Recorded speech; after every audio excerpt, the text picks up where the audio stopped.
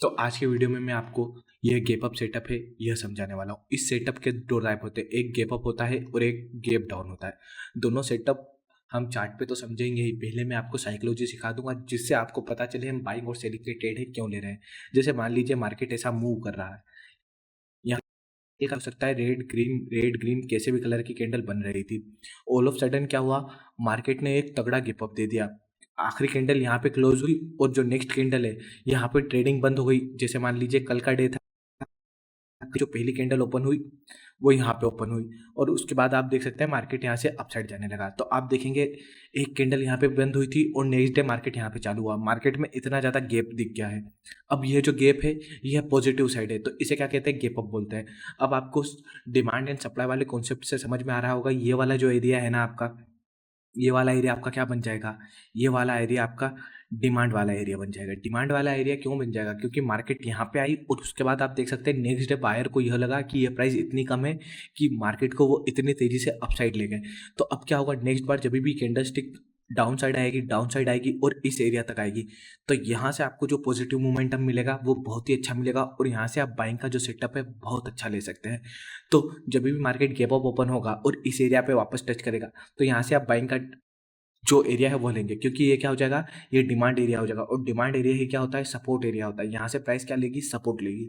पर यहाँ पे हम डायरेक्ट एंट्री तो लेते नहीं, हम फिर भी क्या वेट करेंगे, कोई भी एक कैंडलस्टिक हमें बुलिश फॉर्मेशन दे और साथ ही साथ हम इसमें RSI इंडिकेटर का भी यूज़ करेंगे, तो हमें एक अच्छा सेटअप है यह मिल जाएगा। तो अभी हमने क्या समझ लिया, गैप अप।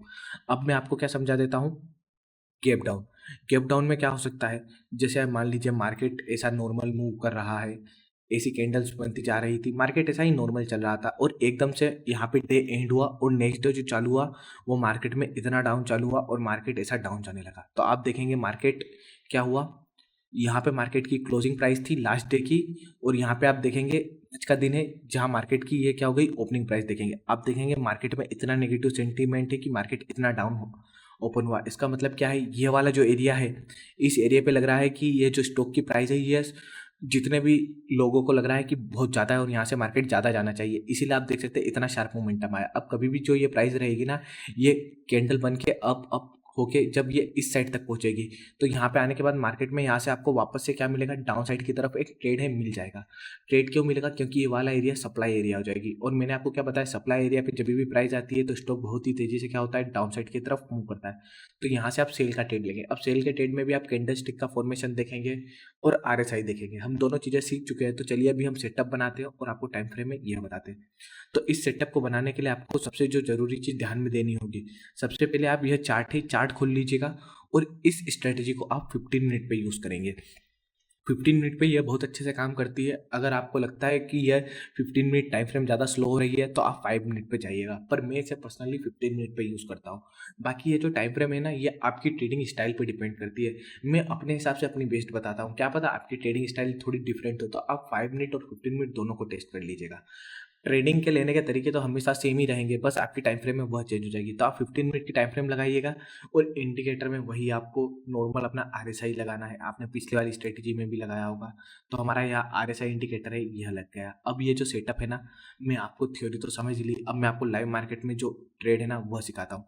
जैसे आपको अभी दो दो सेटअप दिख रहे होंगे, यहाँ पे आप देखेंगे मार्केट नॉर्मल चल रहा था, यहाँ मार्केट का डे क्लोज हुआ और नेक्स्ट डे ओपन हुआ, मार्केट इतना ज़्यादा गैप अप ओपन हो गया है ना।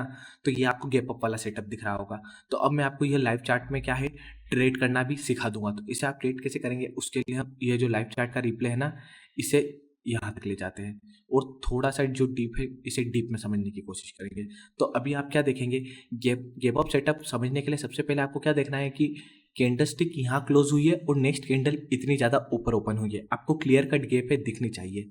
गैप जितनी कम होगी सेटअप उतना कमजोर होगा। जैसे यहाँ से यहाँ तक जो गैप थी वह कम थी, इसीलिए आपको इस दे मोमेंटम है थोड़ी देर बाद मिला। यहाँ से भी आपको एक सेटअप है मिलता, पर इस सेटअप को ट्रेड करने के लिए आपको क्या करना होगा, यहाँ पे आपको इस कैंडल का हाई और इस कैंडल का जो लो है ना यह मार्क करना होगा, जिससे आपको एक रेंज है ना यह मिल जाएगी। अभी आपको पता चल गया कि यहाँ से मार्केट गैप अप ओपन हुआ, गैप ढूंढना तो बहुत ही इजी काम है। उसके बाद आपको क्या करना होगा, यहाँ पे आप ये जो कैंडल की जो क्लोजिंग प्राइस है ना, इस पे एक लाइन मार्क कर लीजिए और ये जो स्विंग का लोएस्ट पॉइंट है, अब स्विंग का लोएस्ट पॉइंट क्या है मैं आपको बता देता हूँ।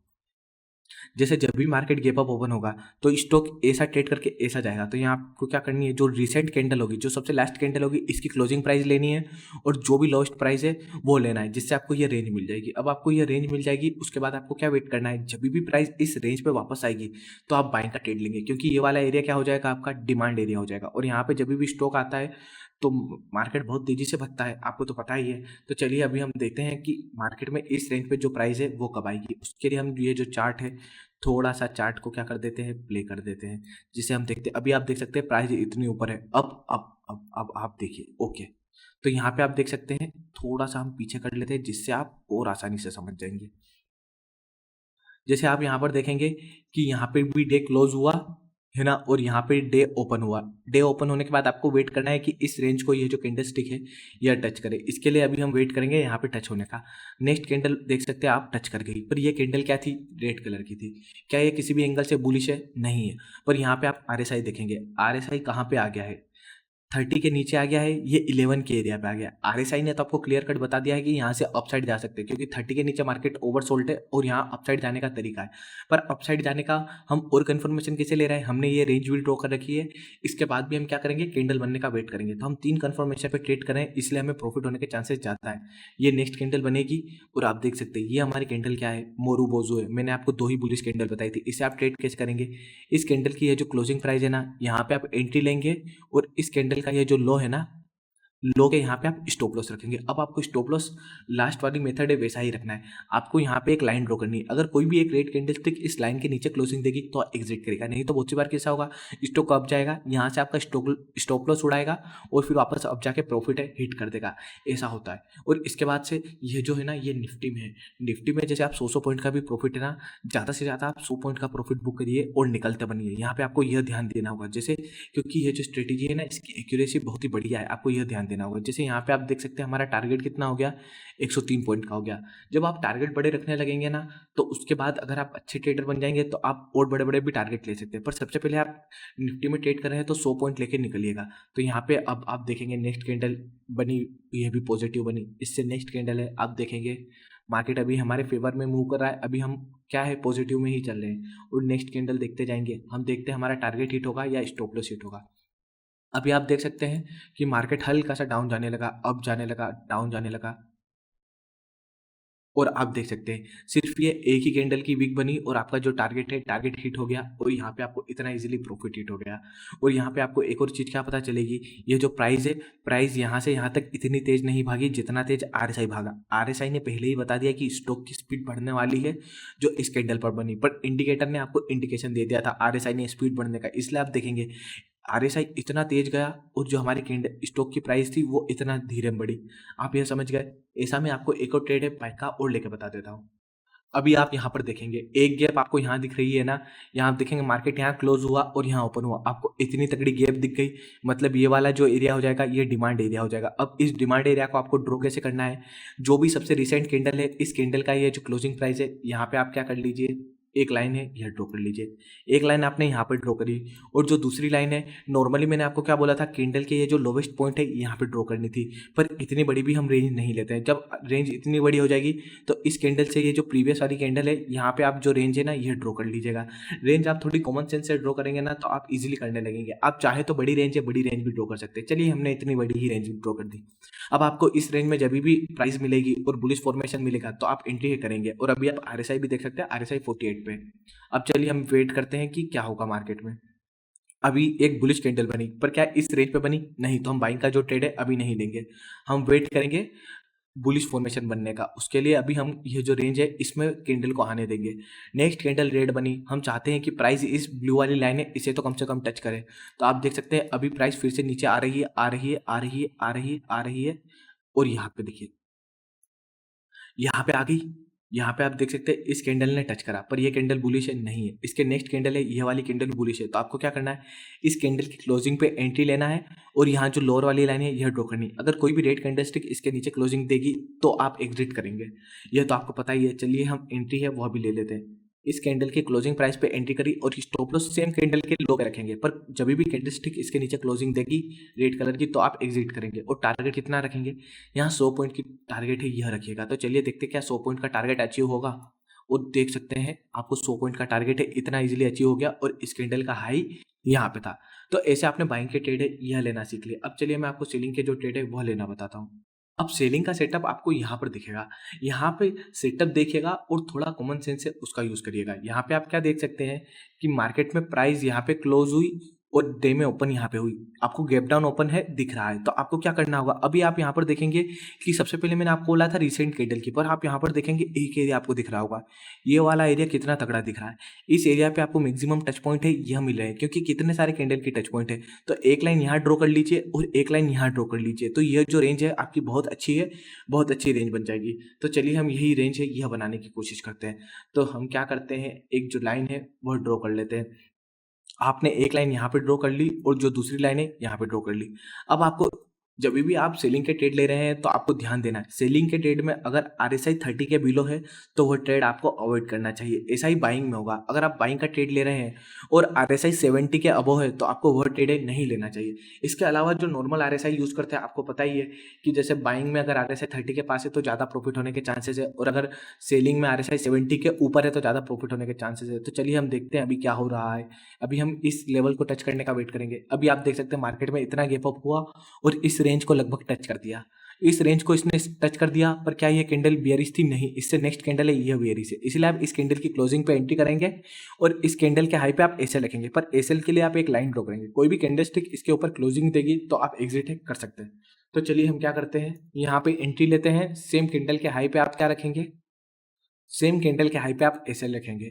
तो बहुत सी बार आप देखेंगे आपका जो एसएल है ना वो 20-30 पॉइंट ही रहेगा और टारगेट आप कितना रखेंगे, 100 पॉइंट रखेंगे।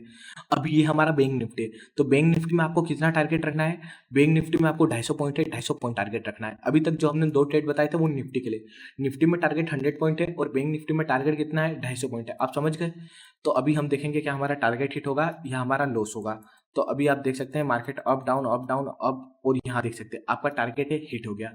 निफ्टी में आपका टारगेट क्या होगा, आप नोट कर लीजिएगा। निफ्टी में आपका टारगेट 100 होगा और जो बैंक निफ्टी में आपका टारगेट कितना होना चाहिए, 250 पॉइंट होना चाहिए। ओके, अब एक मैं आपको जो ट्रेड है ना ये स्टॉक में भी बता देता हूँ। स्टॉक में ये वाला जो ट्रेड है, हाँ हम ये समझने वाले हैं तो आपको और आसानी से समझ पड़ेगा। ये जो स्ट्रेटेजी है हर जगह काम करती है, इसलिए मैं आपको बता रहा था। आप देखेंगे यहाँ पे एक लेवल तो आपको ऐसा मिल रहा है और दूसरा लेवल आप ऐसा ड्रॉ कर सकते हैं। इसके बाद आप देखेंगे यहाँ से आप तक आपको गैप डाउन है, गैप डाउन मिल गया।